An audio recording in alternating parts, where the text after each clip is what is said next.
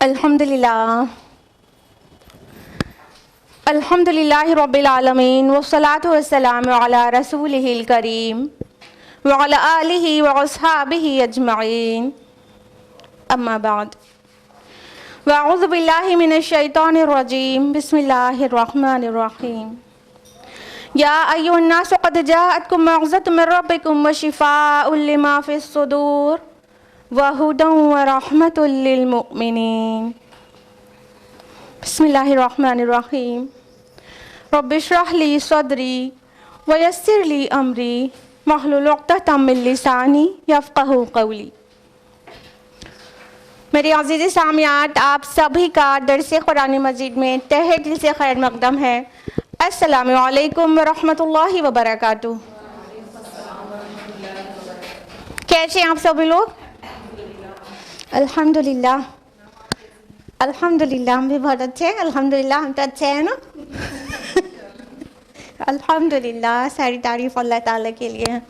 اللہ پاک کا شکر ہے کہ اچھے ہیں، خیریت سے ہیں، اور اس بات پر بھی شکر ہے کہ آپ سب اچھے ہیں، بخیر ہیں، جو یہاں پر پہنچ پائے ہیں۔ الحمدللہ اللہ تعالیٰ کرے کہ آپ کو اللہ تعالیٰ مزید عافیت دے، اور اللہ تعالیٰ آپ کے ایمان اور اعمال صالحات میں اضافہ کرے۔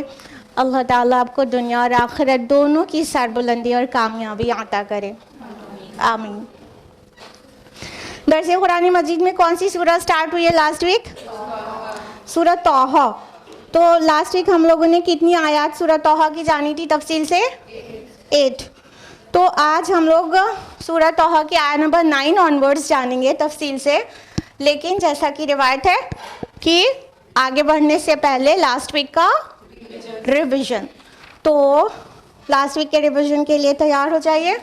جو لوگ آئے تھے ان کو یاد آ جائے گا، اور جو لوگ نہیں آئے تھے ان کا کور ہو جائے گا۔ اعوذ باللہ من الشیطان الرجیم بسم اللہ الرحمن الرحیم۔ ہم لوگ ترجمے سے کام چلائیں گے 8 آیات کا۔ آیت نمبر 1 ہے طٰہٰ۔ آیت نمبر 2 ہے ہم نے آپ پر قرآن اس لیے نازل نہیں کیا کہ آپ مشقت میں پڑ جائیں۔ لاسٹ ویک ہم نے آپ لوگوں کو بتایا تھا نا طٰہٰ کس کا نام ہے، اور یہ حروف مقطعات ہے، اس کی تفصیلات بھی بتائی تھیں۔ اور قرآن مشقت میں ڈالنے کے لیے نازل نہیں ہوا، نہ نبی صلی اللہ علیہ وسلم کے لیے اور نہ ہی پوری امت کے لیے۔ اس پہ ہم لوگوں نے بہت تفصیل سے بات کی تھی لاسٹ ویک۔ جن کا مس ہوا ہے وہ یوٹیوب پر تفصیل سے دیکھ سکتے ہیں لاسٹ ویک والا۔ آیت نمبر 3 میں اللہ تعالیٰ نے فرمایا یہ تو صرف یاد دہانی ہے اس کے لیے جو ڈرتا ہے۔ قرآن مجید کیا ہے؟ اٹ سیلف اور ریمائنڈر ہے، وہ یاد دہانی ہے، لیکن اس یاد دہانی سے فائدہ کون اٹھاتے ہیں؟ جن کے اندر خشیت ہے، جو لمن یخشا، جو ڈرتا ہے، جس کے اندر اللہ کی خشیت ہے۔ آیت نمبر 4 میں ہے کہ اس کی تنزیل اس ہستی کی طرف سے ہے جس نے پیدا کیا زمین کو اور بلند آسمانوں کو۔ لاسٹ ویک اس کی تفصیل میں بھی ہم لوگ گئے تھے کہ یہ کس طرح سے ریلیٹ کر رہا ہے فرعون کے ساتھ، اور اللہ تعالیٰ اپنی صفات بیان کر رہا ہے جو فرعون نے اپنے آپ کو پیش کیا ہوا تھا وہاں پر مصر میں۔ آیت نمبر 5 میں ہے کہ یعنی رحمان جو عرش پر متمکن ہے۔ اللہ تعالیٰ نے اپنی بلندی، اپنی اونچائی بیان کی کہ وہ اس ہستی کی طرف سے قرآن نازل ہوا ہے جو تمام زمین اور آسمان کو پیدا کرنے والا ہے، اور اتنا ہی نہیں، بلند آسمان کے اوپر بلند عرش پر وہ متمکن ہے۔ آیت نمبر 6 میں ہے اسی کا ہے جو کچھ آسمانوں میں ہے، جو کچھ زمین میں ہے، جو کچھ ان دونوں کے مابین ہے، اور جو کچھ زمین کے سب سے نچلے طبقے کے نیچے ہے۔ تحت الثری کی تفصیلات بتائی تھی کہ اس کا مطلب کیا ہے۔ آیت نمبر 7 ہے اور اگر تم بلند آواز سے بات کرو تو وہ یقیناً جانتا ہے چھپی بات کو بھی اور نہایت مخفی بات کو بھی۔ سر اور اخفا کی میننگ ہم نے لاسٹ ویک بتائی تھی آپ لوگوں کو کہ سر وہ جو ہے جو چھپا ہو، جو سیکرٹ ہو، لیکن secret is always known by at least 1 person. تو اخفا کہہ دیا گیا کہ سیکرٹ سے بھی سیکرٹ چیز کو اللہ تعالیٰ جانتا ہے، یعنی جو ایک خود پرسن وہ بھی نہ جانے جس کے متعلق ہے، اس کے سب کانشیس مائنڈ میں کیا ہے وہ بھی اللہ تعالیٰ جانتا ہے، اور اگر انسان اپنی نیت سے پوری طرح واقف نہ ہو تو اللہ تعالیٰ اس کو بھی جانتا ہے۔ آیت نمبر 8 ہے وہ اللہ ہے, اس کے علاوہ کوئی معبود نہیں, اسی کے ہیں تمام اچھے نام, بے شک و شبہ. یہ تو لاسٹ ویک کا ریویژن. اب ہم لوگ بڑھیں گے آیت نمبر 9 آنورڈز اور تفصیل سے جانیں گے انشاءاللہ. تیار سب لوگ؟ چلیے. بسم اللہ الرحمن الرحیم. وَهَلْ أَتَاكَ حَدِيثُ مُوسَىٰ, اور کیا آپ کو پہنچی ہے موسیٰ کی خبر؟ اب دیکھیے, ہم نے آپ کو لاسٹ ویک بہت زیادہ ڈیٹیل میں بتایا تھا, almost half an hour introduction دیا تھا پورا سورہ طٰہٰ کا, اور ہم نے تفصیل سے بتایا تھا کہ یہ پوری سورہ جو ہے وہ حضرت موسیٰ علیہ السلام کے قصے پر بیسڈ ہے. ٹھیک ہے, بہت تھوڑا پارٹ ہے سورہ طٰہٰ کا جو موسیٰ علیہ السلام کے علاوہ کسی اور ٹاپک پر بات کرتی ہے سورہ, اور اکثر حصہ جو ہے سورہ طٰہٰ کا جو کہ آیت نمبر 135 ہے, آیت 135 ہے پوری سورہ میں, تو 135 آیت میں چند آیات موسیٰ علیہ السلام کے علاوہ بحث کرتی ہیں اور اکثر آیات موسیٰ علیہ السلام کے متعلق ہیں. تو یہاں سے شروع ہو رہا ہے موسیٰ علیہ السلام کی سرگشت کہ موسیٰ علیہ السلام اللہ تعالیٰ اپنے نبی کو ایڈریس کر کے کہہ رہے ہیں کہ هل اتاک حدیث موسیٰ, کہ کیا تمہیں موسیٰ کی خبر پہنچی ہے.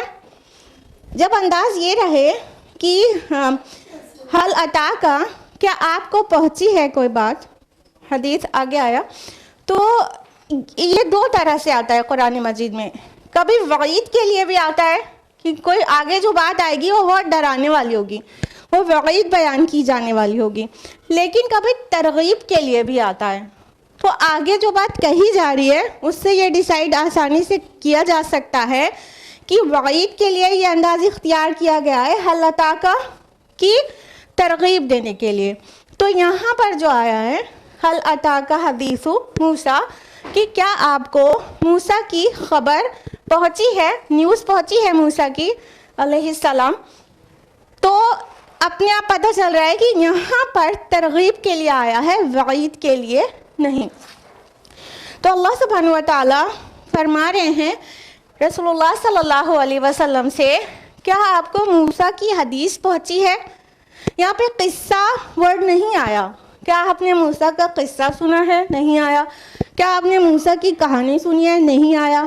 بلکہ حدیث ورڈ آیا ہے. حدیث کا مطلب ہوتا ہے خبر. ٹھیک ہے, اور خبر بالکل نئی چیز کی ہوتی ہے, خبر بہت پرانی تھوڑی نہ ہوتی ہے, نئی چیز کی ہوتی ہے.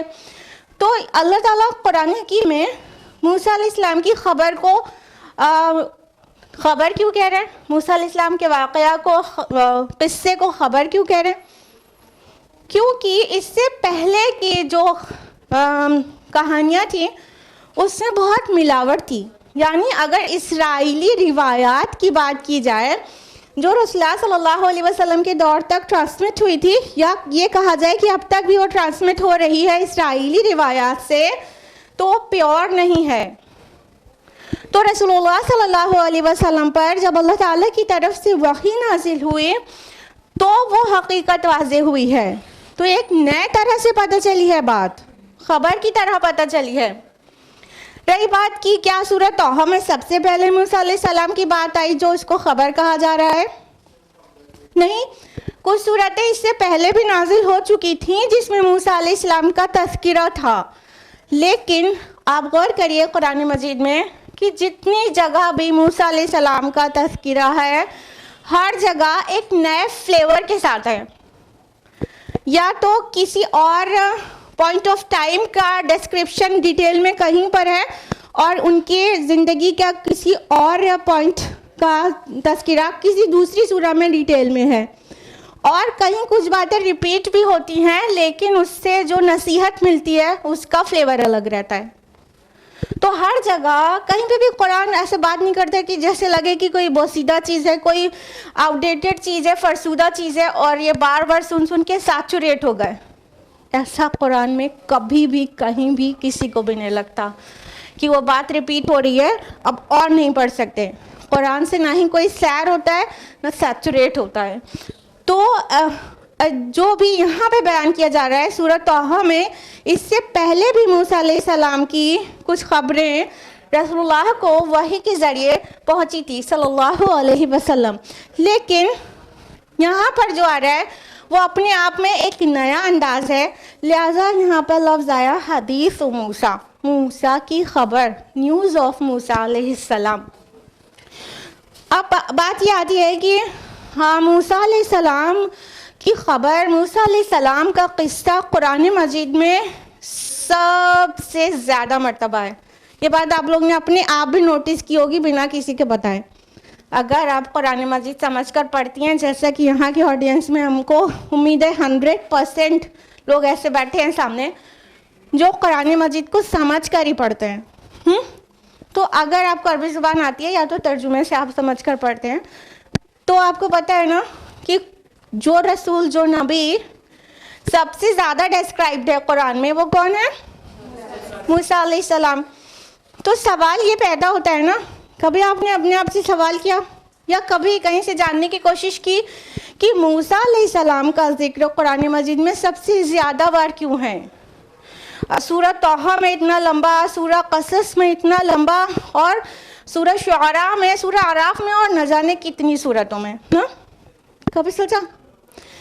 دیکھیے، جو قرآن مجید جب نازل ہوا ہے تو رسول اللہ صلی اللہ علیہ وسلم سے پہلے کی جو شریعت تھی وہ شریعت موسوی تھی، اور موسیٰ علیہ السلام سے رسول اللہ صلی اللہ علیہ وسلم کے بیچ میں کوئی نئی شریعت نہیں آئی۔ تو شریعت کے لانے والے موسیٰ علیہ السلام تھے، اس کے بعد جتنے انبیاء آئے ان سب نے موسیٰ علیہ السلام کی شریعت کی پیروی کی ہے، لیکن رسول اللہ صلی اللہ علیہ وسلم جب آئے تو نئی شریعت آئی۔ تو موسیٰ علیہ السلام کی امت کی جو میراث ہے، جو وراثت ہے، وہ امت محمد صلی اللہ علیہ وسلم کو ملی ہے، منتقل ہو گیا۔ جو خیر امہ کا خطاب تھا، جو مسلم امہ کا خطاب تھا، وہ موسیٰ علیہ السلام کی قوم جیوز یا بنی اسرائیل کہہ سکتے ہیں، ان کو جو ملا تھا وہ ٹرانسمٹ ہوا ہے رسول اللہ صلی اللہ علیہ وسلم کی امت کو۔ لہٰذا موسیٰ علیہ السلام کے واقعہ میں بہت زیادہ سبق ہے امت محمد صلی اللہ علیہ وسلم کے لیے۔ تو یہ چونکہ موسیٰ علیہ السلام کی پوری سٹوری، جس میں کبھی بنی اسرائیل کی گفتگو ہے تو کبھی آل فرعون کی ہے، وہ سب بہت زیادہ سبق آموز ہے امت محمد صلی اللہ علیہ وسلم کے لیے۔ لہٰذا اور اللہ کی نہ جانے کیا کیا حکمتیں ہیں، وہ تو وہی جانے۔ اللہ تعالیٰ کی حکمت اور مشیت کا احاطہ نہیں کر سکتا کوئی بھی بندہ کہ اس پہ یہی حکمت ہے، یہ تو بس ایک رسائی ہے ذہن کی جو ہو گئی ہے یہاں تک۔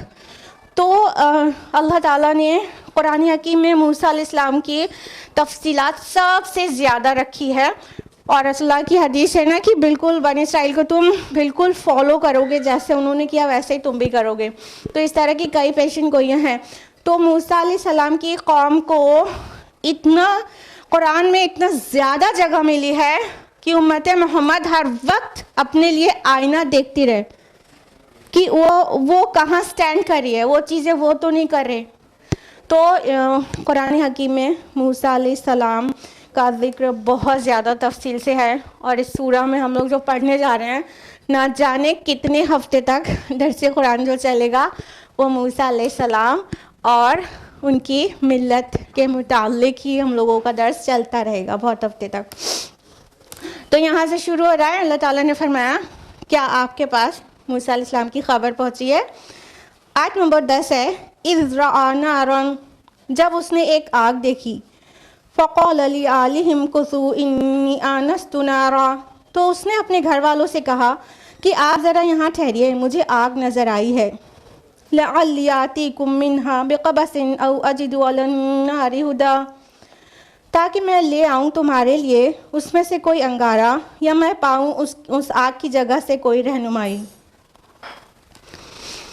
اگلی آیت ہے کہ جب اس نے ایک آگ دیکھی، اب یہ آگ کہاں تھی، کہاں پہ تھے موسیٰ علیہ السلام؟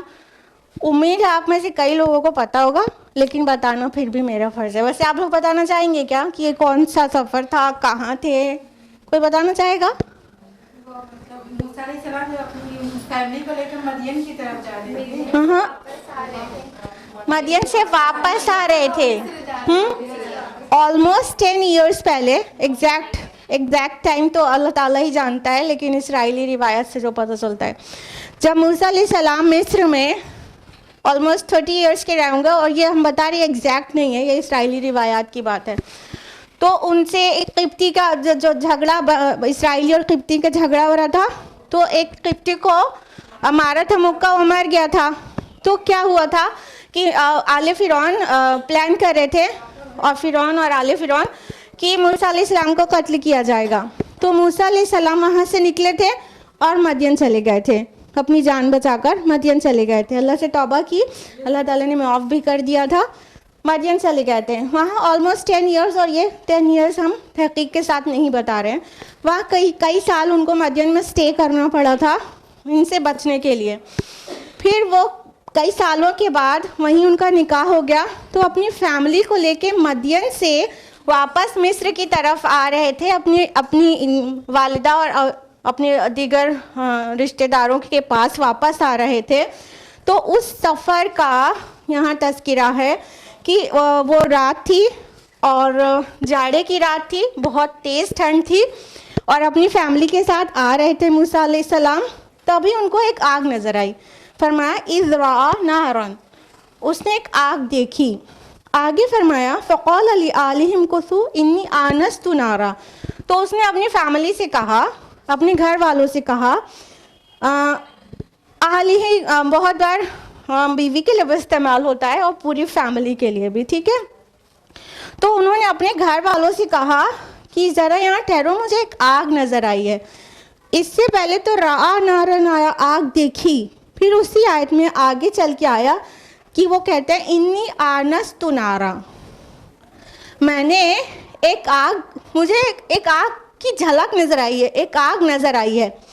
ایکچولی آنستو جو ورڈ ہے وہ انس سے ہے. انس مینس, انس لفظ یوز کرتے ہیں نا اردو میں, انسیت کہتے ہیں نا, کہ ہاں وہ میرے رشتہ دار تو نہیں ہیں بٹ ہمیں ان سے بہت انسیت ہے, افیکشن کو کہتے ہیں نا.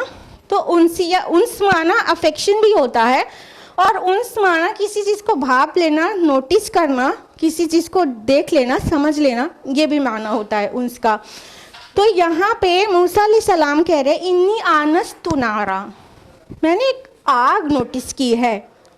مطلب وہ ایکچولی آگ نہیں تھی, غالباً وہ آگ ایکچولی نہیں تھی بلکہ کچھ چمکا تھا, تو اس کو انہوں نے آگ سمجھا تھا. تو جب وہ چمک دکھائی دی تھی, ظاہر بات ہے کہ صحرا کا سفر ہے, جنگل کا سفر ہے, اور کہاں سے کہاں ہے یہ موسیٰ علیہ السلام وہاں پر تھے صحرائے سینا کے میدان طوا میں, ٹھیک ہے. تو وہاں جنگل کا راستہ ہے, اندھیری رات ہے, تیز ٹھنڈ ہے, کچھ چمکے گا تو انسان اس کو یہی سمجھے گا کہ وہاں پہ کچھ لوگ ہوں گے جو آگ جلا کے اس سے ہیٹ لے رہے ہوں گے, ٹھیک ہے, یہی تو سمجھے گا کوئی بھی. تو موسیٰ علیہ السلام نے بس ایک چمک دکھائی دی انہیں, تو انہوں نے اس کو آگ سمجھا, اور اللہ جانے وہ آگ تھی کہ نہیں, لیکن آنستو سے پتہ چلتا ہے کہ انہوں نے یہ نہیں کہا وہاں آگ جل رہی ہے. اگر وہاں آگ جل رہی ہوتی تو پوری فیملی بھی نوٹس میں لیتی کہ وہاں آگ جل رہی ہے. جملہ یہ نہیں ہے, کہا مجھے ایک آگ دکھی ہے, مطلب لگتا ہے کہ کوئی وہاں پر آگ ہے. تو یعنی مفسرین کا کہنا ہے کہ یہ بس ایک نظر آئی تھی آگ, اور پھر اوجھل ہو گئی تھی, مستقل وہاں آگ جلتی ہوئی ایز سچ نہیں دکھ رہی تھی. تو موسیٰ علیہ السلام نے اپنے گھر والوں سے کہا کہ تم یہیں پر ٹھہرو, مجھے ایک آگ نظر آئی ہے. اب فیملی کو وہاں کیوں ٹھہرا دیا؟ دیکھیے صحرائے سینا میں ہے اور کوہ طور کی چڑھائی ہے, ٹھیک ہے, تو اس پہ چڑھنا ہے, مطلب جہاں آگ دکھی ہوگی وہ ہائٹ پر ہوگا, تو پوری فیملی کو تو مشقت میں نہیں ڈالیں گے, یا اپنے جو راستے سے جو سیدھا راستہ ہوگا اس سے لیفٹ رائٹ ہوگا, تو پوری فیملی کو تو مشقت میں ڈال کے وہاں پر نہیں پہنچیں گے, بلکہ فیملی کو انہوں نے وہیں پر چھوڑا کہ تم یہاں رکو. اب یہاں فیملی جو ہم کہہ رہے ہیں, تو اس میں مفسرین نے بہت سی آراء پیش کی ہے. کچھ کا کہنا تھا وہ اپنی بیوی کے ساتھ تھے, لیکن लियालिहिम कुसू, यहाँ पे प्लूरल आ गया, ठीक है। तो इससे पता चल रहा है कि वो एक से ज़्यादा था कोई, ठीक। तो उसमें कहा किसी मुफस्सिर ने कि मतलब बीवी के साथ बच्चे भी थे, और इस्राएली रिवायत से ये पता चलता है कि कुछ जानवरों का गल्ला उनके साथ था। जब जानवरों का कुछ गल्ला था तो उसके देखने वाले भी होंगे, ठीक है। तो हो सकता है एक छोटा मोटा सा काफिला हो जो उनके साथ सफ़र कर रहा हो। बहरहाल यहाँ पे एक से ज़्यादा बार आतीकुम भी आया, एक से ज़्यादा जमा का सेगा आया है, तो वो उनके साथ कोई एक नहीं बल्कि एक से ज़्यादा लोग थे। तो उनकी फैमिली भी हो सकती है और छोटा सा एक काफिला भी हो सकता है जो उनके साथ सहराए सीना में सफ़र में था। और वहाँ पर उन्होंने जो भी लोग थे उनके साथ, उन सबको कहा कि आप यहीं स्टे करो। अपनी फैमिली से स्पेशली कहा, क्योंकि आल ही आया है, अपनी फैमिली से कहा कि just stay here for a while, हम अभी वापस आते हैं वहाँ आग के पास जाकर। और रीज़न क्या बोला उस वहाँ पे जाने का, ताकि ले आओ मैं तुम्हारे लिए उसमें कोई अंगारा या तो आग से रहनुमाई पाऊँ।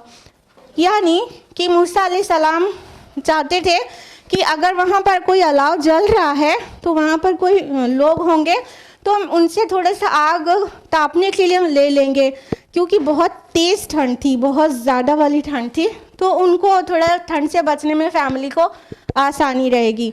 तो या तो वहाँ से कोई मतलब अलाव ले आएंगे, कोई अंगारा ले आएंगे जलता हुआ, जिससे फैमिली को थोड़ा हीट मिल जाएगी, या तो कह रहे हैं कि हाँ हुदा अलन्नारी हुदा, वहाँ से कोई हिदायत रहनुमाई गाइडेंस मिल जाएगी। किस बात की? रास्ते की।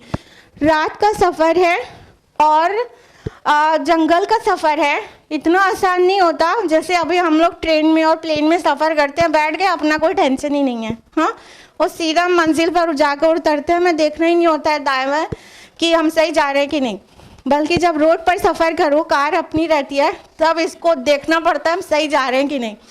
तो इसी तरह ये जो पैदल का सफ़र होता था या तो जानवरों पर सवारी करके जो सफ़र होता था, जंगलों और सहरा से गुज़रना पड़ता था। और मुमकिन है कि मूसा अलैहिस्सलाम जानबूझ के रोड से सफ़र नहीं कर रहे हों और जंगल के अंदर से सफ़र कर रहे हों, क्योंकि उनके ऊपर एक चार्ज था ना किप्तियों के ख़िलाफ़। तो वो छुपके सफ़र कर रहे हों, छुपके से डेविएटेड पाथ से जा रहे हों, ताकि वो महफूज पहुंच जाएं और कोई उनको रास्ते में नुकसान ना पहुंचाए। तो जंगल में और सहरा में सफ़र करने में भटकने का ख़तरा पूरी तरह से बना रहता है। और उनके पास कंपास भी नहीं होता था ना एट दैट टाइम। हम लोग तो इतने कहना चाहिए इतने ब्लेस्ड एरा में पैदा हुए हैं अल्हम्दुलिल्लाह, इतने हाईटेक एरा में। ये हाईटेक एरा को ब्लेस्ड एरा कह रहे हैं कि हम लोग को हर चीज़ अवेलेबल है ईज़िली, तो हम लोग बहुत आसानी से ज़िंदगियाँ गुजार रहे हैं अल्हम्दुलिल्लाह। लेकिन वहाँ पे तो ऐसा नहीं था। तो मूसा अलैहिस्सलाम ने सोचा कि या तो वो वाक़ईतन रास्ता भटक चुके होंगे, इधर उधर हो गए होंगे, या तो कंफर्मेशन चाहते होंगे कि हम लोग भटक तो नहीं गए हैं, तो वहाँ से कोई गाइडेंस मिल जाएगी। तो अपनी फैमिली को वहाँ स्टे करके कि आप लोग यहाँ पर ठहरो, मैं आग के पास जाकर आता हूँ, या तो हम लोग अंगारा ले आऊँगा मैं, या तो फिर मैं वहाँ से रास्ते का पता मालूम करके वापस आ जाऊँगा। आयत नंबर 11 है, फलम्मा अताहा नूदिया या मूसा, फिर जब वो आया उस आग के पास तो निदा दी गई, ए मूसा इन्नी अना रब्बुक, ये तो मैं हूँ तुम्हारा परवरदिगार, फ़ख्लअना अलैक, चुनांचा तुम अपनी जूतियाँ उतार दो, इन्नका बिलवादिल मुक़द्दस तुवा, क्योंकि तुम इस वक्त एक मुक़द्दस वादी तुआ में हो। जब मूसा अलैहिस्सलाम, बहुत कपकपी होने वाली आयत हैं अगर महसूस कर सकें आप लोग। जब मूसा अलैहिस्सलाम एक मुसाफिर हैं, अभी उनको पता नहीं है कि वो रसूल हैं, ठीक है, कहाँ से? मदियन से, मिस्र के एक मुसाफिर हैं। देखते हैं कोई आग जैसी कोई चीज़ चमक रही है, फिर वहाँ पर पहुँचते हैं तो वहाँ आग तो कुछ भी नहीं होती, लेकिन जहाँ पे नज़र आती है वहाँ पे पहुँच जाते हैं तो एक आवाज़ आती है, नूदिया, क्या? फलम्मा अताहा नूदिया या मूसा, वहाँ से एक आवाज़ आती है, اے موسیٰ. اب سوچئے اپنے نام سے پکارا جائے صحرا میں، سفر میں، جہاں کوئی بھی جانتا نہیں ہے، تو اس وقت کیسا لگے گا؟ نارمل کوئی اگر پکارتا تو کیا کہتا؟ اے شخص، اے پرسن، ہاں، کہ اے آدمی، یہی تو بولتا. کیونکہ مسافر ہے، راستے میں، اندھیرے میں، بالکل نئی جگہ ہے جہاں کوئی جانتا نہیں ہے. تو یہ موسیٰ کہے کہ کون پکار رہا ہے؟ وہ بالکل چونکے ہوں گے بہت زیادہ. بات پوری ہوتی آگے، انی انا ربک، میں تمہارا پروردگار ہوں. سبحان اللہ. مطلب موسیٰ علیہ السلام کلیم اللہ ہیں. صرف یہ اعزاز انہیں کو حاصل ہے کہ اللہ تعالیٰ نے ان سے کلام کیا، رسول اللہ سے بھی کیا صلی اللہ علیہ وسلم. کہاں؟ معراج پر. لیکن حضرت موسیٰ علیہ السلام سے دنیا میں اللہ تعالیٰ نے کلام کیا. کیا کہا؟ میں ہوں، یہ تو میں ہوں، تمہارا پروردگار، تمہارا رب. پھر آگے حکم ہوا کہ فَقْلَعْنَ عَلَيْكَ، تم اپنی جوتیاں اتار دو. تم اپنی شوز کو، ٹیک آف یور شوز، اپنی جوتیوں کو اتار دو، کیونکہ تم ایک مقدس میدان طوا میں ہو. جسٹ امیجن کہ اللہ تعالیٰ پکار کے کہہ رہے ہیں ہے موسیٰ میں تمہارا رب ہوں. اور اس سے پہلے کہ کنورسیشن آگے بڑھے، بہت ہی تعظیم کے ساتھ تم کھڑے ہو، تم اپنے رب سے گفتگو کر رہے ہو، اور اس کے لیے just take of your shoes, اپنے جوتوں کو اتار دو. دیکھیے جو خلا نعلین آیا ہے جوتوں کو اتارنا، تو اس میں مفسرین نے کئی آراء پیش کی ہے، وہ ہم آپ کو سب بتاتے ہیں. ایک تو یہ کہ کسی نے کہا کہ وہ غیر طاہر ہوں گی، وہ پیور نہیں ہوگی، تو اتارنے کا آرڈر آ گیا. اور جو زیادہ تر مفسرین نے رائے اختیار کی ہے تو وہ یہ کہ یہ تعظیماً کہا گیا. ابن کثیر اور قرطبی رحمہ اللہ، ان لوگوں نے جو ریزن بتایا ہے جوتا اتارنے کا جو آرڈر ملا تھا وہ تعظیم کے لیے، کیونکہ تعظیماً جب کسی چیز کی تعظیم کرتے ہیں تو وہاں پہ جوتے پہن کے نہیں جاتے. مسجد میں بھی جاتے ہیں تو جوتے پہن کے نہیں جاتے نا، مسجد کی تعظیم کے لیے، کہ جب پیور پلیسز پر جاتے ہیں تو وہاں جوتے نہیں پہنے رہتے. اور بیضاوی نے کہا ہے کہ مقام کے ادب کی وجہ سے، یعنی وہ جو وادی تھی طوا، وہ اللہ تعالیٰ نے اسے خاص کر لیا. اس کو جگہ کے حساب سے بھی کچھ چیزیں خاص ہوتی ہیں نا، تو زمان و مکان دونوں طرح سے چیزیں خاص ہوتی ہیں، ٹھیک ہے. تو وہ جو میدان طوا تھا، جو سینائی پیننسولا میں ایک پورا وادی پوری تھی، وہ ایک مقدس مقام ہے. اللہ تعالیٰ نے اس کی تقدیس رکھی ہے. تو مقام کے ادب سے اور مقام کے تبرک سے وہاں پر جوتا اتارنے کا آرڈر آیا. اسرائیلی تہذیب میں جوتا اتارنا یہ ایک بہت بڑے تعظیم اور تکریم کا طریقہ مانا جاتا تھا، اور اس کو وہ لوگ آگے بھی فالو کرتے چلے گئے. اور جیوز کبھی بھی جوتے پہن کر پریئر نہیں کرتے. ہم لوگوں کو یہ تعظیماً مسجد میں جوتا اتار کر جانے کا حکم رہتا ہے، لیکن رسول اللہ صلی اللہ علیہ وسلم نے جوتا پہن کر بھی صلاۃ پڑھنے کی اجازت دی ہے، اور یہ بھی کہا ہے کہ تاکہ بنی اسرائیل سے الگ ہو جائے، کیونکہ وہ بنی اسرائیل جوتے پہن کر نماز کبھی نہیں پڑھتے، وہ پریئر کبھی نہیں کرتے. تو یہ ان کے یہاں جوتے اتارنے کی اتنی تعظیم اور تکریم ہے. اور book of Exodus chapter number 3 verse number 5 میں بھی ہے کہ وہ طوا میں جب خداوند نے انہیں پکارا موسیٰ علیہ السلام کو، تو ان سے کہا کہ اپنے جوتے اتار دو، کیونکہ تم ایک بہت پیور ہولی پلیس پر ہو. تو یہ تورات سے بھی پتہ چلتا ہے، book of Exodus chapter number 3 verse number 5 سے. تو یہ جو طوا میدان تھا وہ جزیرہ نماء سینا میں کوہ سینا کے عین دامن میں تھا، مطلب انفیکٹ ابھی بھی ہے. تو یہ جو وادی سینا ہے یہ مکان کے اعتبار سے مقدس ہے، یعنی زمان و مکان دونوں طرح سے تقدیس ثابت ہے اسلامی شریعت میں بھی اور شریعت موسوی میں بھی. تو وہ مقام مقدس ہے طوا. تو اللہ تعالیٰ نے کہا کہ تم اپنی جوتے اتار دو، تم ایک بہت پیور ہولی پلیس پر ہو اور وہ ہے میدان طوا. آگے فرمایا وَأَنَا اخْتَرْتُكَ میں نے تم کو چن لیا ہے. فَاسْتَمِعْ لِمَا يُوحَىٰ تو اب ذرا توجہ سے جو وحی تم پر کی جا رہی ہے اسے سنو. اللہ تعالیٰ نے موسیٰ علیہ السلام نے سے کہا وَأَنَا اخْتَرْتُكَ میں نے تمہیں چن لیا ہے, تمہیں اختیار کر لیا ہے. اخترتک ہے, ٹھیک ہے, تمہیں اختیار کر لیا ہے. اختیار کرنا چوز کرنے کو کہتے ہیں نا, ہم نے اس کو اختیار کیا, اس کو سلیکٹ کر لیا, چوز کر لیا ہے. اور اختیار جو لفظ ہے وہ خیر سے ہے. بیسٹ کو انسان چوز کرتا ہے نا, تو خیر جس چیز کو انسان اختیار کرتا ہے اس میں خیر ہوتا ہے, وہ گڈ ہوتی ہے وہ چیز. تو موسیٰ علیہ السلام کو نہیں یہ پتہ تھا کہ وہ رسول ہیں, موسیٰ علیہ السلام کو نہیں یہ پتہ تھا کہ ان کے اندر کیا گڈنس ہے جو اللہ تعالیٰ نے ان کو چوز کر لیا ہے. کیا؟ As a prophet, as a messenger.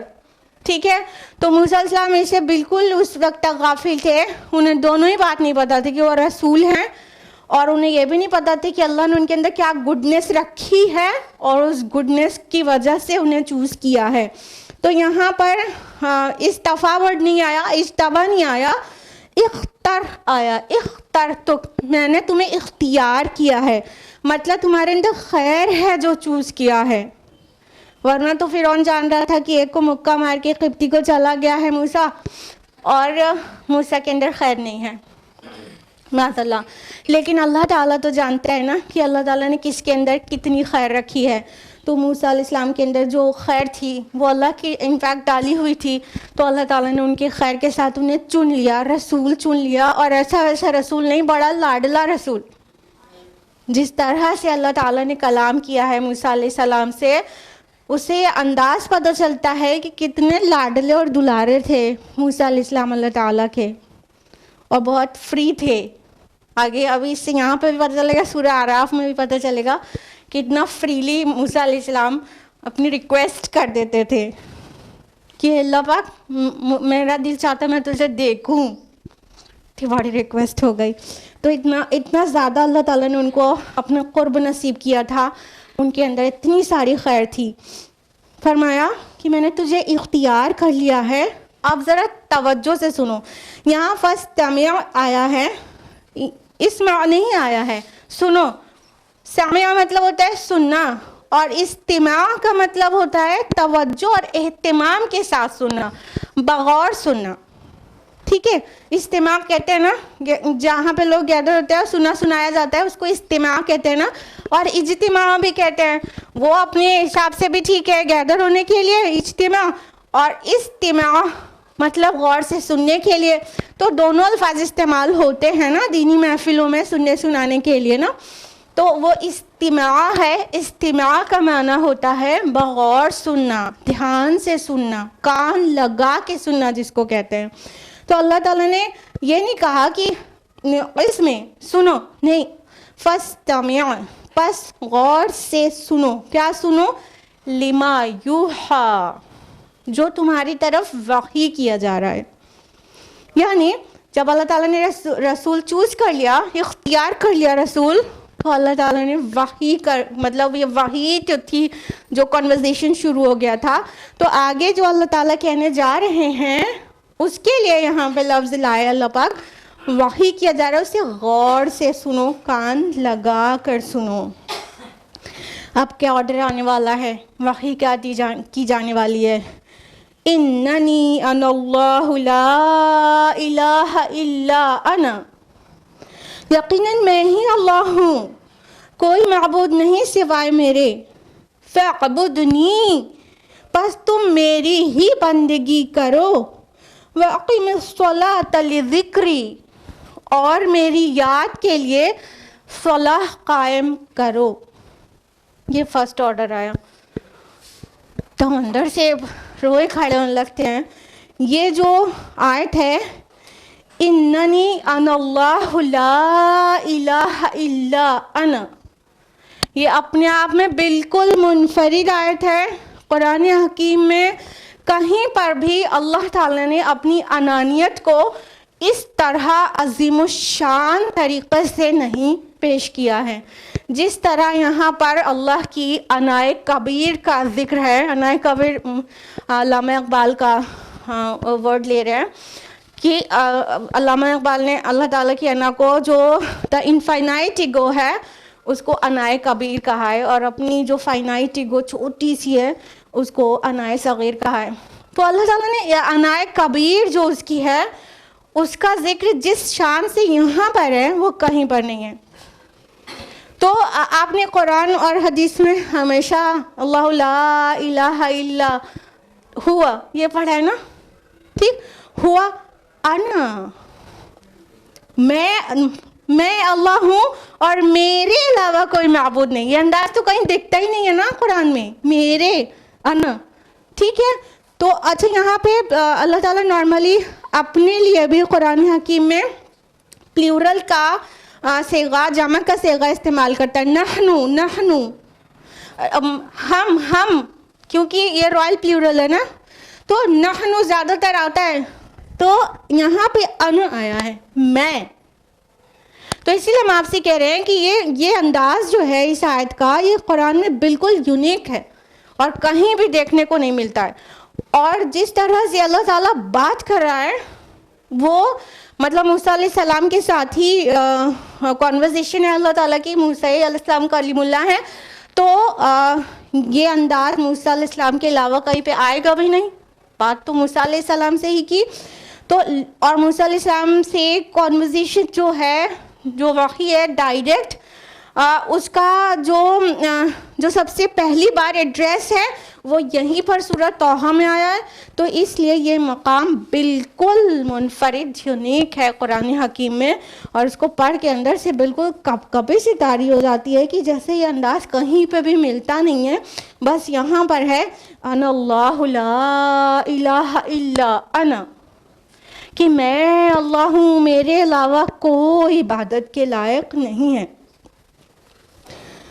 تو پہلا آرڈر کیا ملا کہ میں ہی معبود ہوں. دوسرا آرڈر کیا ملا, فاعبدنی, بس تم میری بندگی کرو. یعنی کہ بات یہاں پہ ختم نہیں ہو جاتی نا کہ میں اللہ ہوں اور میرے علاوہ کسی کی بندگی نہیں, بات یہاں پہ فل سٹاپ نہیں ہو جاتی نا. فاعبدنی, پس میری ہی عبادت کرو. کیونکہ اللہ تعالیٰ کو ماننا کوئی نئی بات نہیں ہے. کبھی کسی ایرا میں یہ بات نئی نہیں تھی کہ اللہ کو پہچانا جائے. وہ الگ بات ہے کہ چاہے لفظ اللہ کے ساتھ پہچانا جائے, چاہے گاڈ کے ساتھ, چاہے ایشور کے ساتھ پرماتما نام سے, یا کوئی بھی. وہ جو ون سپریم ڈائٹی ہے, ون سپریم پاور ہے پورے یونیورس کی, وہ کئی مذاہب میں اور ہر کلچر میں اس کو پہچانا جاتا ہے. چھوٹے چھوٹے دیوی دیوتاؤں کا کانسیپٹ ہو وہ الگ بات ہے, لیکن ون سپریم پاور کو ریکگنائز کیا جاتا ہے ہر ریلیجن میں. تو بات صرف اتنی سی نہیں کہ میں اللہ ہوں, بات یہی ہے کہ میرے علاوہ کسی کی بھی عبادت نہ کرو, صرف میری عبادت کرو. یعنی زمین و آسمان کا خالق اللہ تعالیٰ ہے, تو عبادت بھی صرف اسی کو سزاوار ہے, صرف اسی کا حق ہے کہ اس کی عبادت کی جائے. تو سیکنڈ آرڈر کیا ملتا ہے, فاعبدنی, پس تم میری ہی بندگی کرو. تھرڈ آرڈر کیا ملتا ہے, وَأَقِمِ الصَّلَاةَ لِذِكْرِي, اور میری یاد کے لیے صلاح قائم کرو, نماز قائم کرو. تو تین ٹیچنگز کیا ملی, ایک توحید کی, دوسرا بندگی رب کی, اور تیسری اقامت صلاح کی. جس بات کے لیے اللہ تعالیٰ نے کہا فَاسْتَمِعْ لِمَا يُوحَىٰ, غور سے سنو جو تمہیں وحی کی جا رہی ہے. تو غور سے سننے کے لیے موسیٰ علیہ السلام تیار ہو گئے ہوں گے, اور ہم اور آپ بھی کیوریس ہو گئے کہ آگے کیا آرڈر آنے والا ہے. تو تین آرڈرز آئے, ایک توحید کا, دوسرا بندگی رب کا, اور تیسرا اقامت صلاح کا. دیکھیے توحید اور بندگی رب یہ سب جگہ رہتا ہے, پھر وہ شرک کی آمیزش ہو جاتی ہے. تو شرک اللہ تعالیٰ کو پہچانتے ہوئے جانتے ہوئے بھی, لیکن اس کے ساتھ اوروں کو کہیں سفارشی کہہ کے داخل کر دیا جاتا ہے، کہیں اوتار کہہ کے داخل کر دیا جاتا ہے وغیرہ وغیرہ، کہیں بیٹا کہہ کے داخل کر دیا جاتا ہے تو وہ شرک ہو جاتا ہے۔ یہاں پر کیا کہا گیا؟ میری عبادت کرو۔ اور عمل صالح میں سب سے پہلا عمل کون سا بتایا گیا؟ صلاح، صلاح قائم کرو۔ اور یہاں پہ ریزن بھی دیا گیا ہے لذکری، ابھی تفصیل سے آتے ہیں ہم لوگ۔ پہلی بات تو اقامت صلاح، قرآن مجید میں لفظ آیا ہے صلاح کے لیے، جسٹ ڈو ریڈ پریئر ایسا نہیں کہا گیا نا، کیا کہا گیا؟ اسٹیبلش صلاح، اسٹیبلش ریگولر پریئر نا۔ صلاح کے لیے اسٹیبلشمنٹ کا ورڈ ہے، اقامت کا۔ اقامت کا مطلب ہوتا ہے کسی چیز کو اسٹیبلش کرنا نا۔ تو صلاح کے لیے یہ نہیں کہا جاتا ہے قرآن مجید میں کہ نماز پڑھو۔ پہلی بات تو نماز بھی وہ اس کا ایگزیکٹ ٹرانسلیشن نہیں ہے، نہ ہی پریئر ایگزیکٹ ٹرانسلیشن ہے۔ سب سے ایبسولوٹ ورڈ جو کہنا چاہیے ایکچولی، اور ہمیں اور آپ کو مل کے عام کرنا چاہیے، وہ ہے صلاح۔ تو اللہ تعالیٰ کہہ رہے صلاح کو قائم کرو۔ اقامت صلاح میں کیا کیا باتیں آ جاتی ہیں؟ کوئی چیز انسان پڑھتا ہے تو چھوڑتا بھی ہے، کبھی نہیں پڑھتا، لیکن اقامت صلاح میں چھوڑنے کی گنجائش ختم ہو جاتی ہے۔ اور کیا کیا چیزیں آئیں گی اقامت صلاح میں؟ چلیے آپ لوگ بتائیے، آپ لوگ کو پتہ ہے، بتائیے۔ چھوڑ پکڑ کر نہیں پڑھنا، ریگولر پڑھنا، دوسرا خوشی خوشی کے ساتھ اور اس کو اس کی حقوق کی ادائیگی کے ساتھ پڑھنا، عاجزی اور انکساری دکھانا اور اس میں تذلل دکھانا، ٹھیک ہے۔ اور صلاح میں چوری نہیں کرنا۔ چوری کرنا کس کو کہتے ہیں؟ ہاں ایگزیکٹلی، کہ جلدی جلدی دھڑا دھڑ سجدے لگا دیے مرغ کی طرح، 2 ٹھونگے مار لیے، ہو گئی صلاح نا۔ تو یہ صلاح میں چوری ہے۔ تو صلاح میں چوری نہیں کرنا، یعنی سارے ارکان پوری شان کے ساتھ، جیسا کہ رسول اللہ اور صحابہ کا طریقہ تھا اس طرح سے پورا کرنا، ٹھیک ہے۔ تو یہ ساری ہی باتیں آ جاتی ہیں جب کہا جائے صلاح قائم کرو۔ تو اسٹیبلش ایسے ہوتی ہے صلاح، پڑھ لینا تو نہیں بھی پڑھنا، ہو گئی بات ختم نا۔ تو آرڈر ہے صلاح قائم کرو۔ کس کو آرڈر آ رہا ہے؟ موسیٰ علیہ السلام کو۔ کیا پتہ چل رہا ہے کہ یہ صرف ہمارے پیارے نبی محمد رسول اللہ صلی اللہ علیہ وسلم کا بتایا ہوا عمل نہیں ہے، بلکہ آخری نبی محمد رسول اللہ صلی اللہ علیہ وسلم سے پہلے بھی جتنے نبی اور رسول آئے ان کو بھی، ان کے خود کے لیے بھی اور ان کی امت کے لیے بھی صلاح قائم کرنے کا حکم ملتا رہا ہے، ٹھیک ہے۔ شعیب علیہ السلام کے متعلق آتا ہے کہ اے شعیب، کیا تمہاری نماز یہ سکھاتی ہے کہ تم ہم کو ہمارے معبودوں سے الگ کر دو، ہم اس کی عبادت کرنا چھوڑ دیں؟ ہاں، اسی طرح حضرت مریم کے لیے آتا ہے کہ یا مریم اقنتی لربک واسجدی وارکعی مع الراکعین، ہاں، سے پتہ چلتا ہے وہ بھی صلاح قائم کرتی تھی۔ رکوع اور سجود صلاح کے تو پارٹس ہیں نا۔ تو موسیٰ علیہ السلام کو بھی صلاح کا حکم ہوا، دیگر انبیاء اور رسول کو بھی ہوا۔ افسوس کی بات یہ ہے کہ قوم موسیٰ علیہ السلام نے صلاح کو چھوڑ دیا، اپنی کتابوں سے نکال دیا۔ بائبل کے اولڈ ٹیسٹمنٹ میں یعنی موجودہ تورات میں صرف ایک جگہ بچا ہے صلاح کے متعلق، بس ایک جگہ بچا ہے، باقی جگہ سے غائب کیا ہوا انہوں نے۔ جبکہ موسیٰ علیہ السلام کو تھرڈ آرڈر فرسٹ اٹیمپٹ میں تھرڈ آرڈر یعنی گڈ ڈیڈس کا پہلا آرڈر صلاح کا ملا تھا۔ آگے اس کی تفصیل آ رہی ہے نا کہ صلاح قائم کرو لذکری، میری یاد کے لیے۔ کیا لگتا ہے صلاح ایسے ہی بوجھ ہے؟ اتنی مشقت میں ڈال دیا گیا، 5 بار کھڑے ہو کے پڑھنا ہے، نہیں پڑھو تو گناہگار ہو، اور یہ کیا اٹھنا بیٹھنا ہے؟ اللہ اکبر۔ اللہ تعالیٰ سے کنیکشن بنائے رکھنے کا جو بیسٹ وے ہے، اللہ کی یاد کا جو مطلب ریممبرنس آف اللہ کا جو ہائیسٹ جو طریقہ ہے وہ ہے صلاح قائم کرنا۔ سب سے اونچا، سب سے اعلیٰ، سب سے برتر یاد الہی میں کوئی ذریعہ ہے نوع انسانی کے پاس تو وہ ہے صلاح۔ سب سے اوپر اللہ کی یاد میں. یہ اللہ کی یاد کو قائم کرنے کے لیے ہے. سوال یہ ہے کہ اللہ کو یاد کیوں رکھا جائے؟ تو جواب یہ ہے کہ اللہ کی یاد ہی انسان کو شیطان اور گناہوں سے پروٹیکٹ کر سکتی ہے. اور جب بھی انسان گناہ کرتا ہے اس کا سیدھا مطلب یہ ہوتا ہے کہ وہ اللہ کو اس وقت بھولا ہوا تھا. اللہ یاد ہوتا تو گناہ نہیں ہوتا.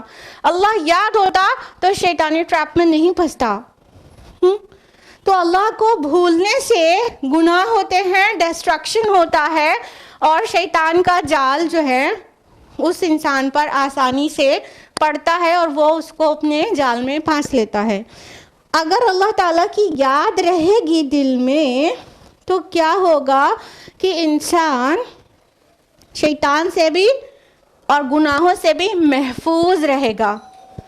مگر افسوس کی بات یہ ہے کہ آج امت مسلمہ کی اکثریت صلاح نہیں پڑھتی. اکثریت, میجورٹی. اگر آپ کو اس کی فگرز نہیں پتہ تو ہم بتا دیں, اور بہت ہی افسوس کے ساتھ بتائیں, کیونکہ جب ہم کو پتہ چلا تھا ہم کو بھی بہت زیادہ غم ہوا تھا. امید ہے آپ کو بھی سن کے غم ہوگا. پورے ورلڈ کے مسلمانوں میں صرف 2% لوگ 5 وقت کی پابندی سے صلاح پڑھتے ہیں. صرف 2% پابندی سے 5 وقت کی. چھوڑ پکڑ کر پڑھنے والوں کی تعداد اور زیادہ ہے, اور جمعہ پڑھنے والوں کی تعداد اور زیادہ ہے, اور عیدین صلاح کرنے والوں کی تعداد اور زیادہ ہے. ٹھیک ہے, لیکن ہر جو دن میں 5 نمازیں ہوتی ہیں, 5 وقت پڑھنا ہوتا ہے, اور ہفتے میں 35 ہوتی ہے, وہ ہفتے میں 35 پڑھنے والوں کی تعداد صرف 2% ہے. انا للہ و انا الیہ راجعون. اب ان 2% لوگوں کے بارے میں بھی بات کر ہی لی جائے. اللہ تعالیٰ نے صلاح کو فرض کیا, اقیم الصلاۃ لذکری, میری یاد کے لیے صلاح قائم کرو. تو جو 2% لوگ صلاح پڑھ رہے ہیں ان میں سے 2% بھی ایسے نہیں ہیں جو اللہ کو بھرپور یاد کر کے صلاح پڑھتے ہوں, مطلب وہ صلاح میں اللہ کو یاد کرتے ہوں. جو تھوڑے سے لوگ صلاح قائم کر رہے ہیں ان کی اکثریت کو یہ نہیں پتا کہ وہ کیا ریسائٹ کر رہے ہوتے ہیں صلاح میں, جس کی وجہ سے ان کو یاد الہی آتی ہی نہیں اور صلاح سے فارغ ہو جاتے ہیں. اگین انا للہ و انا الیہ راجعون. منافقین کے لیے اللہ تعالیٰ نے کیا کہا تھا پتہ ہے؟ سورہ نساء سورہ نمبر 4 آیت نمبر 142 میں, وَإِذَا قَامُوا إِلَى الصَّلَاةِ قَامُوا كُسَالَىٰ يُرَاءُونَ النَّاسَ.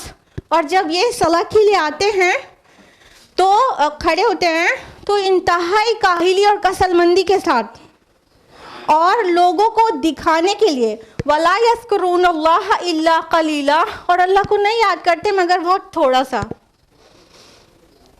ہم یہاں پہ آپ کو کیا بات نوٹس کرانا چاہ رہے ہیں کہ اللہ تعالیٰ نے منافقین کے لیے کہا ہے, جو دور نبوی میں منافقین تھے ان کے لیے اللہ تعالیٰ نے کہا ہے منافقین صلاح کے لیے بہت کاہلی دکھاتے ہیں اور بہت تھوڑا سا اللہ کو یاد کرتے ہیں. آج امت کی اکثریت ان پر بیسڈ ہے کہ اللہ کو تھوڑا سا بھی یاد نہیں کرتی, صلاح سے فارغ ہو جاتے ہیں. ہاں کہ نہیں؟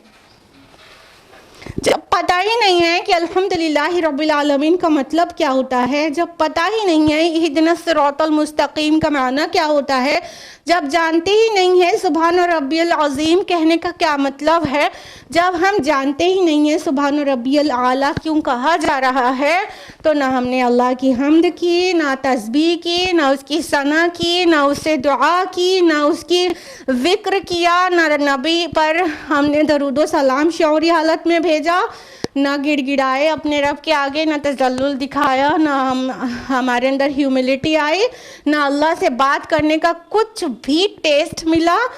داخل ہوئے نماز میں اور باہر ہو گئے, اللہ کو یاد ہی نہیں کیا. انا للہ و انا الیہ راجعون. کیا ایسا نہیں ہے؟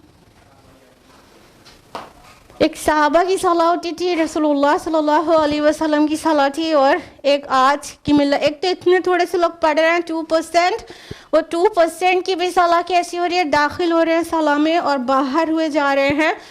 اور ان کو اللہ کی یاد آ ہی نہیں رہی. مطلب ایک ہوتا ہے بہت کم یاد کیا. منافقین کے لیے کیا اللہ تعالیٰ نے کہا کہ اللہ کو یاد نہیں کرتے مگر بہت تھوڑا سا. اور آج کا بندہ ذرا غور کریے گا اپنی صلاح پہ. ہمیں اور آپ ہم لوگ سب ویسے ہی ہیں. ہم لوگ اب مطلب مان لیجیے ہم نے 4 رکعت فرض پڑھی ہے تو 4 رکعت میں ہم نے اپنے رب سے کتنا ریلیشن کو بیٹر بنایا ہے, اس کا کچھ لذت, اس سے بات کرنے کی کچھ لذت پتہ چلی ہے, یا ہم نے دعائیں اس سے پوری شعوری حالت میں مانگی ہیں, یا اللہ تعالیٰ کی حمد ثنا اور تسبیح ہم نے پورے احساس و شعور سے کیا ہے. یہ سارے سوال کریے گا صلاح سے فارغ ہونے کے بعد تو پتہ چل جائے گا کیسی پڑھا ہے. تو صلاح کا مقصد پتہ ہے نا کہ اس لیے تھا کہ اللہ کی یاد آئے. اللہ کی یاد بہت طریقے سے کی جا سکتی ہے. یہ سب سے ہائیسٹ وے ہے اللہ کو یاد کرنے کا. اس کے علاوہ دوام ذکر کرنا ہے, اللہ کو ہمیشہ یاد رکھنا ہے. دوام ذکر میں سب سے ٹاپ پر ہے رسول اللہ صلی اللہ علیہ وسلم کے اذکار مسنونہ کے ذریعے اللہ کو یاد کیا جائے.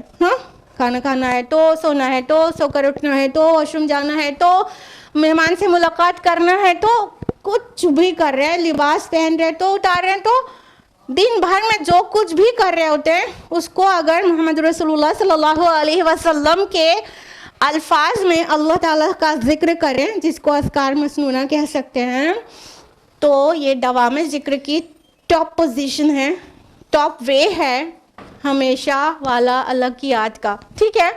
اور ایک اس سے نیچے کا لیول آئے گا کہ ہر وقت دل میں اللہ کی یاد بنی رہے. میں بھولا ہی کہاں ہوں کہ تجھے یاد کروں. اللہ کو یاد کرنا نہیں ہے, اللہ کو یاد رکھنا ہے, رکھنا ہے.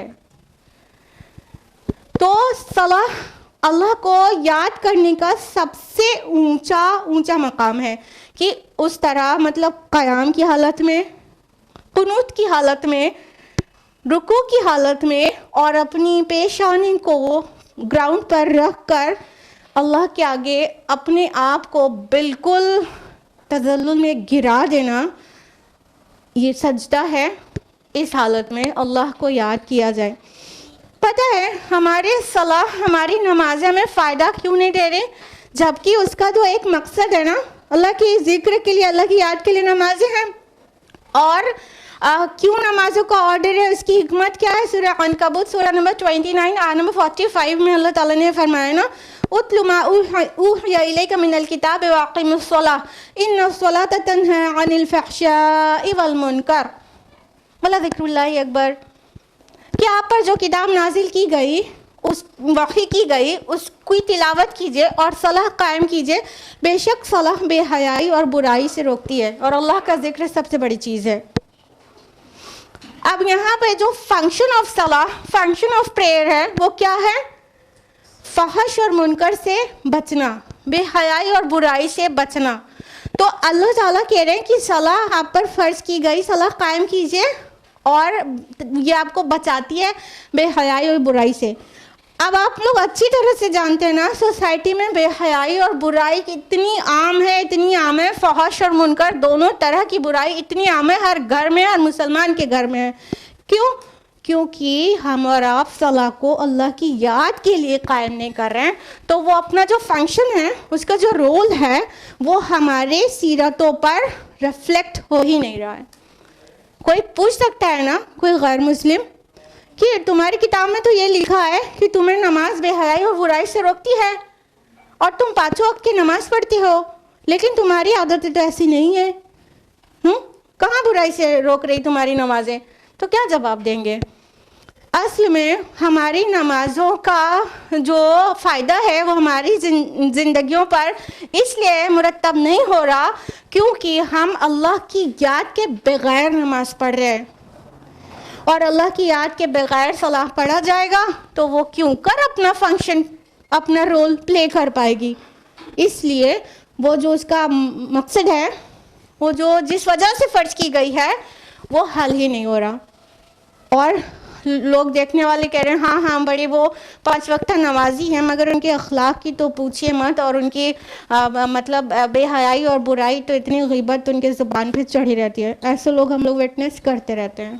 5 वक्त की नमाजी हैं लेकिन बुराइयों से नहीं बच पा रहे हैं, क्योंकि बगैर याद करे अल्लाह ताला को उनकी नमाजें पूरी हो जाती हैं, तो क्यों कर वो नमाजें उन्हें फ़ायदा देने लगी। याद रखिएगा, इस तरह से पढ़ी जाने वाली नमाजें रोज़ क़यामत फ़ायदा नहीं देगी। ये बहुत बड़ी हिमाकत वाली बात आप समझ रहे हैं। सवाब मिलेगा, लेकिन वो जो बुराइयां इंसान के अंदर इंटैक्ट है, वो उसकी वजह से इतने लोगों में वो उस नेकी को डिस्ट्रीब्यूट करना पड़ जाएगा कि वो जो सलाह का बेनिफिट था वो खाली हो जाएगा। समझ रहे? तो ऐसी भी हदीस है कि जिसकी नमाज में उसे बेहयाई और बुराई से नहीं रोका, उसकी नमाज नहीं, तो उसका फ़ायदा उसे मिलेगा ही नहीं। सवाब मिला था थोड़ा बहुत सा, मतलब वुज़ू करके खड़ा तो हुआ बंदा, कम से कम सवाब मिला था थोड़ा सा, लेकिन वो जो बुराई और बेहयाई से बच ही नहीं पाया, तो इतने लोग सवाली होंगे जिनकी ग़ीबतें की होंगी, जिनको गाली दिया होगा, जिनका माल हड़पा होगा, जिनको इंसल्ट की होगी, इतने सवाली खड़े होंगे कि उनमें जब नेकी को बांटना पड़ जाएगा तो क्या बचेगा सलाह से जो उसे मिला था। तो ऐसी की नमाज से कोई फ़ायदा नहीं हो पाएगा उसको। देखिए, अल्लाह का ज़िक्र हमारे प्रोटेक्शन के लिए हर तरह से, हमारा सोल, हमारा माइंड और हमारी बॉडी, सब के लिए मुफीद है, सब के लिए। अब आपको स्लीप पैरालिसिस के बारे में सुना है आपने कभी? सुना है? ज़्यादातर लोगों ने नहीं सुना, 2-3 लोगों ने सुना है। स्लीप पैरालिसिस क्या होती है? हर इंसान ने ये विटनेस किया होगा, कि विटनेस ने एक्सपीरियंस किया होगा। जब कभी कभी ऐसा होता है कि सो गए हैं, फिर भी थोड़ा सेमी कॉन्शियस स्टेट में हैं, हिलना चाह रहे हैं, हिल ही नहीं पा रहे, बोलना चाह रहे हैं, बोल ही नहीं पा रहे, ना पैर हिला पा रहे, ना हाथ हिला पा रहे, ना बोल पा रहे, ना कुछ जो फील हो रहा है उसको कर पा रहे हैं, उठना चाह रहे, उठ नहीं पा रहे। ऐसा विटनेस, ऐसा एक्सपीरियंस किया है कि नहीं? और थोड़ा फुल कॉन्शियस मैंने सेमी कॉन्शियस स्टेट भी रहती है, थोड़ा थोड़ा फील हो रहा होता है लेकिन हिल नहीं पा रहे होते हैं। कैसे होता है? वैसे तो मेडिकल साइंस इसके बहुत सारे रीजंस देती है, इंसोम्निया की वजह से और एंजाइटी की वजह से और फैमिली हिस्ट्री की वजह से बहुत सारे रीजंस देती है, बट साइकोलॉजिस्ट इसका सही रीज़न बताने से आजिज़ हैं कि ऐसा क्यों होता है कि इंसान हिलना चाहे और हिल नहीं पाए, और वो जो मतलब जब वो स्लीपी होता है तो बिल्कुल पैरालाइज हो जाता है। इसको स्लीप पैरालिसिस कहते हैं। इसका जवाब इस्लाम देता है। इंसान जब अल्लाह ताला का जिक्र नहीं किया रहता तो उसके पास कोई प्रोटेक्शन नहीं रहता। जब सोने से पहले अज़कार में बहुत कुछ है, और आयतुल कुर्सी भी है। आयतुल कुर्सी की बिफोर स्लीप रिसाइट करने की जो फजीलत है वो आप लोग को पता है ना? बताइए क्या है? एग्जैक्टली, माशाल्लाह, अक्सरों को पता है। सही बुखारी की हदीस है कि जब इंसान सोने से पहले आयतुल कुर्सी पढ़ लेता है तो अल्लाह ताला की तरफ से उसके लिए एक मुहाफिज फरिश्ता मुकर्रर हो जाता है, और वो रात भर उसको शैतान से बचाता है, और वो सुबह तक रहता है, फजर तक। तो क्या होता है? प्रोटेक्शन के लिए एक फरिश्ता आ जाता है। अगर आप शाम के अज़कार और बिफोर स्लीप अज़कार नहीं पढ़ें तो आपको ये एक्सपीरियंस हो सकता है, स्लीप पैरालिसिस। लेकिन अगर आप सोने से पहले अज़कार पढ़कर सोएं तो ये एक्सपीरियंस आपको कभी नहीं होगा, क्योंकि एक्चुअली ये जिन और शैतान के इफ़ेक्ट से होता है। वो उस पर हावी हो जाता है, जिसकी वजह से इंसान चाहता रहता है हिलना, हिल नहीं पाता, बोलना चाहता रहता है, बोल नहीं पाता। ये शैतान की वजह से होता है। और अगर आप अज़कार पढ़कर सोएं तो फिर उस रात आप कभी भी इसको एक्सपीरियंस नहीं करेंगी। आप में से कई लोगों ने अगर कभी फज्र के बाद फिर से सो गए तो ज़्यादा ही इसको एक्सपीरियंस किया होगा, हाँ कि नहीं? फज्र के बाद इसलिए क्योंकि रात में तो आपने अज़कार पढ़ लिया था, और वो जो फरिश्ता मुकर्रर हुआ तो फज्र तक आपके साथ था, और फज्र में चला गया। ये मजाक की बात नहीं है, यही सच्ची बात है। जो फरिश्ता मुकर्रर हुआ था, रात में आपने आयतुल कुर्सी पढ़ी थी और फज्र तक फरिश्ते का ड्यूटी थी, फज्र पे वो चला गया। आप उठ गए, आपने सलाह पढ़ा, फरिश्ता चला गया, ठीक है, और फिर आप दोबारा सो गए। वो फरिश्ता जो जा चुका था, तो स्लीप पैरालिसिस हो सकती है, क्योंकि वो जिन शैतान वो अपने कब्जे में ले लेता है और इंसान इतना हेवी फील करता है जैसे कोई बहुत भारी पत्थर उसके ऊपर रख दिया गया हो, या तो उसकी बॉडी से रूह निकल चुकी हो, वो हिल ही नहीं पा रहा। तो इससे क्या पता चला? अल्लाह का जिक्र हमारी खुद के प्रोटेक्शन के लिए है। बाज़ अल्लाह ताला को कुछ नहीं मिलता अगर हम उसका जिक्र ना किया करें। तो हम रात के अज़कार पढ़ें या ना पढ़ें, सुबह के अज़कार पढ़ें या ना पढ़ें, और सलाह भी कायम करें या ना करें, अल्लाह बेनियाज है और उसको हमारी ज़रूरत नहीं है। हम ही बहुत ज़्यादा अनप्रोटेक्टेड हो जाते हैं। तो अल्लाह वास्ते हम अल्लाह की याद बनाएं, सलाह के अंदर दवा में ज़िक्र करें, ताकि हम बॉडीली भी, स्पिरिचुअली भी और मेंटली भी प्रोटेक्टेड रहें इंशाअल्लाह। तो आज हम लोग यहीं पर रुकेंगे, टाइम ख़त्म हो चुका है और हम लोग अभी हैं सिर्फ आयत नंबर 14 पर। तो आयत नंबर 15 ऑनवर्ड्स इंशाअल्लाह नेक्स्ट वीक। आज के लिए इतना ही। अल्लाह रब्बुल आलमीन से दुआ है कि वो हम सभी को कुरान मजीद पढ़ने, समझने, गौर व फिक्र करने, अमल करने और दूसरों तक पहुँचाने की तौफीक अता फ़रमाए। अल्लाह ताला हमारी नमाज़ों में खुशू और खुदू पैदा कर दे, और अल्लाह ताला हमारी नमाज़ों के ज़रिए हमसे अपना रिश्ता उस्तवार कर ले और हमारे बहुत करीब आ जाए और हमको अपना बहुत क़ुर्ब नसीब करे। आमीन। वाखिर दावाना अल्हम्दुलिल्लाहि रब्बिल आलमीन। वस्सलामु अलैकुम व रहमतुल्लाहि व बरकातुहू।